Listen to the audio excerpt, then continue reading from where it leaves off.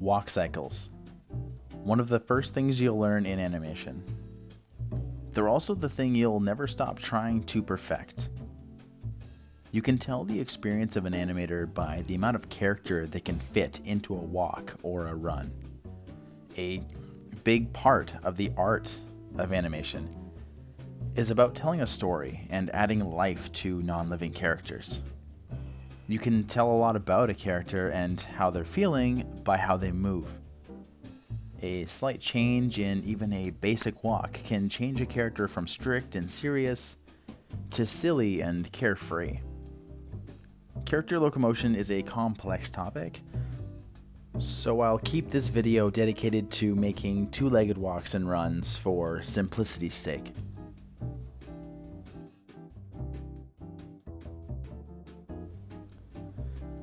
So what is a walk cycle? Well, in 2D animation, it's a series of drawings that loop to convey character locomotion. There are as many walks as there are characters and people who move using them. But every walk has two key poses, the contact and passing positions. If you can put these two pieces together, you're well on your way. The passing position is usually the position where the head is at its highest as it bobs along during the walk. Now, it could also be the lowest, like if you're doing a run or something. The rules can be broken here, but generally this is standard. And the contact positions are usually the middle positions for the head, where a new foot makes contact with the floor. What's left are the drawings in between, where traditionally the head is at its lowest. Put all these together and you're more or less there.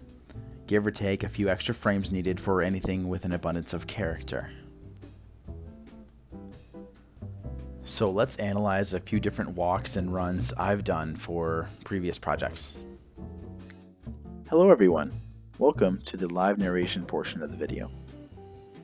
In this portion, I want to talk a little bit about some of the animations I've done in the past and what we can learn from them. The animation you're seeing here was done in Krita on my Surface Pro tablet. And this was done strictly for the purpose of having a backbone for the video you're watching now. So it was done just with the pencil tool, kind of sketchy and rough. The whole point was just get the frames down and not do anything super special, but just kind of get the foundation, and then we can talk about it. So the first thing you'll see, we talked about earlier, was some of the high points and the low points. You'll see the passing pose we talked about earlier. The head is nice and high. Contact, where a new foot hits the ground, nice and low. See this wave going on here? You'll see this throughout, which is pretty cool. This will remain consistent. A lot of these frames are reused, obviously. It's only a set number of drawings. Just kind of copied and pasted over once they're all finished. No sense in drawing them all over again. It's a walk cycle after all. One thing I haven't talked about yet though, see I'm shading the back leg and the back arm. They're never on the same side of the body, like forward and back is what I mean. Like they're both never at the front at the same time. They're both never back at the same time, because that would look really weird. You'd be walking kind of like an old school sci-fi robot. I mean, try walking that way. It doesn't make any sense. I feel that's one thing.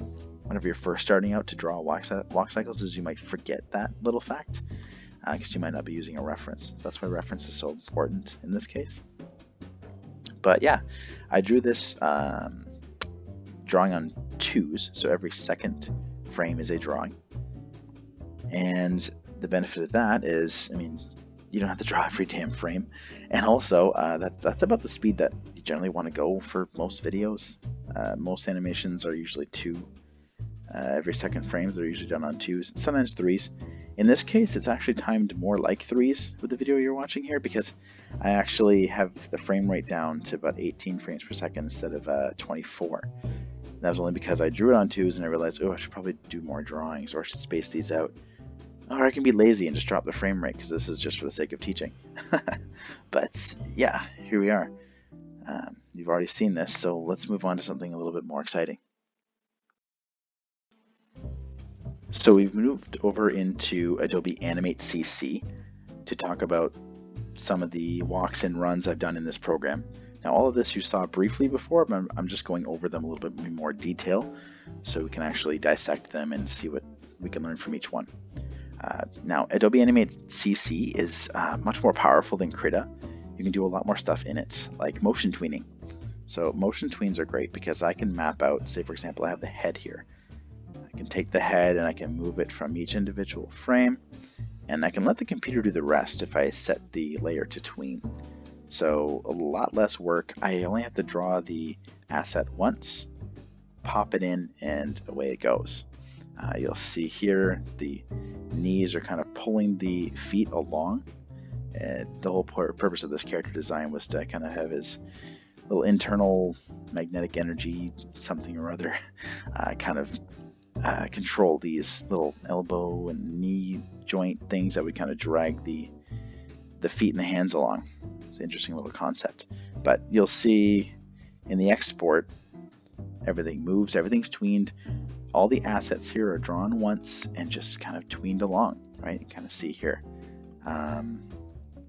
The feet are done frame by frame, as are the hands actually, because I wanted a little bit more control over that. If you take a look, a little bit more traditional animation going on here, but still one asset drawn and then just copied and pasted frame to frame, moved along. Same things apply though. You got contact, passing, that head is moving. Not as exaggerated as my previous drawing, but the same concepts are all here. Next would be another frame by frame animation. This was for a YouTube, it says here end screen, but it was actually an intro. But you'll see here this was done frame by frame, actually on ones. So let's actually grab the character here. Oh, no. At layers, here we go. Open this up and I will see, oh, what do we have here? Yep. Drawn on ones. Now, I only did this on ones because I wanted a little bit more control and fluidity. I was kind of new to a raw frame by frame hand-drawn walk cycle, so it ended up turning into drawing every frame. Now, one thing that's really important when drawing frame by frame, especially on ones, is you keep your drawing and your character on model. In this case, things are a little wibbly wobbly here. Take a look at my contact, passing. Things are a little wobbly. I don't have kind of the same proportions in every frame. And this was mostly because the project was rushed. It was just for a YouTube intro that would be going by very quickly. I had two separate characters, a background moving behind it. Yeah, which is generally easier to do. Generally, it's easier to create a character like this in place and then just move the background along. I find it's much easier than moving them across the screen. I mean, animation is all about kind of saving time as much as you can, because it's very frustratingly long to get anything done in animation. But moving on to our little friend here, this was also showcased at the beginning. We have our little score bunny from Pokemon. Does some running here, speeds up, and kind of does a little slide. Ooh, hot feet. Okay, so analyzing the run here, very few frames actually. If you take a look, not a whole lot's going on. I still have my contact and my passing, some secondary motion in the ears and the little face whisker things. But yeah, you'll notice here, frame by frame, on ones, not a lot of frames once again, but it's all about speed in this case. Like, it's one thing I didn't end up doing was like smears here, because I potentially could have, but talk about that in another video, I suppose. But yeah, taking a look, I experimented with the little floppy feet and how that would work. This was more or less an hour after watching the initial reveal of this character, when the Pokemon Sword and Shield trailer launched. I'm like, oh, I gotta animate this little guy. So that was fun to do. But you'll see here, really quick, not a whole lot of drawings, but when you're conveying speed, you gotta get the keys down, and just, you know, timing is everything, and timing is a whole other topic. But here we are. Next, we saw this also at the beginning, in its full length. This was also Pokemon related. It was a Pokemon's Sword and Shield's release. I had a character from each video game. Let's open this up here. One thing I like about this is that this is a really fun run to do. I basically copied and pasted it between characters, but I redrew the arms and other assets and switched them out, but I kept the initial motion the same. That's why you can see a guide layer back here. One thing you'll find with this animation is when it comes to the movement, the ups and downs, the bobbing, is a little bit different. See on the contact here, we're going down, and we're passing on low at first, and then we go up, and then down, up. So there's a little bit more of a wave. If we were to move this character across the screen, definitely a bit more of a wave, because he's going from up and down, a little bit more, like in each passing pose is a little bit differently. He's kicking off one leg, dipping down on the other. So this was really fun to do. Again, trying to convey the weight of the backpack, and just the kind of run he's doing is stomp, stomp, stomp. It's very stompy. Trying to kind of capture the original feel of the character runs and stuff from the old games. Just trying to capture nostalgia and then the character some way, somehow.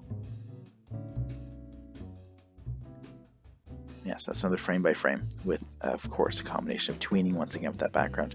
And of course, I'm an Animate CC, so nothing happens here. That character was a movie clip, so he actually doesn't move until I export him.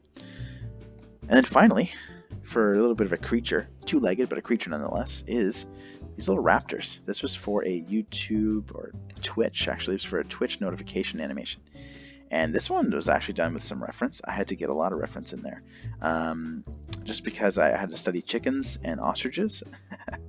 Just because they run a little bit differently and they run very specifically. With this little bit of a bob here, you'll see I have some reference that I have inside the symbol. But you'll see here I even have my little blue sketch reference back here.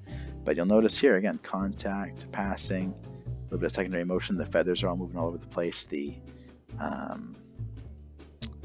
tail is wagging with the motion, and yeah, one thing you'll see again is that the feathers, everything else, it's all here, it's all moving, and it's a little bit different than your standard, two-legged character walk. The arms kind of bob in place, they don't really move too much, they kind of stay where they are. It's a little bit different. There's still movement, the whole character is moving when they're doing their run. Let's open the, let's see here, there we go, open this up, here we go. This was the uncolored version. This was based off my original sketch I had underneath the previous drawing. You'll see here, the character kind of bobs and moves, looks kind of funny going backward, but let's loop the playback and let's hit play here. So again, more or less your standard run as far as the legs are concerned, but a whole lot more is going on up top. Lots more secondary motion. That's why it's important to get those first two drawings down, the two contacts and the passing. Very important, because you get those two down, you more or less have the basics of your walk already, and then you can start working on the secondary motion and other stuff going on, because there's a lot going on in a lot of runs out there. Each character is different, and animation is complex, and I'm not even claiming to be that good at it. But yeah, as you can see here, it gets a lot more complicated with each layer. So again, good to get those basics down. Contact, passing, right? Yeah, there we go. I want to make sure that you, the viewer, understand the importance of practice and reference. If you want to get better at this, practice. If you want to draw better, use a reference. Always.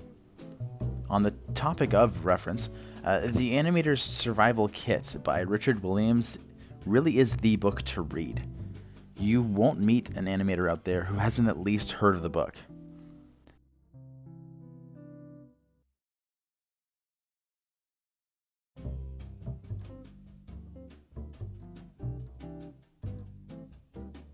Don't worry about being great at first. I mean, I'm not even good. I'm just good enough. I drag a stylus across a tablet for hours on end, and I pop out some weird-looking cartoon every now and then. If I can produce passable work from time to time, imagine what a dedicated, hardworking person like you can do. So get out there and put this into practice, and don't forget your reference. I'll see you next time.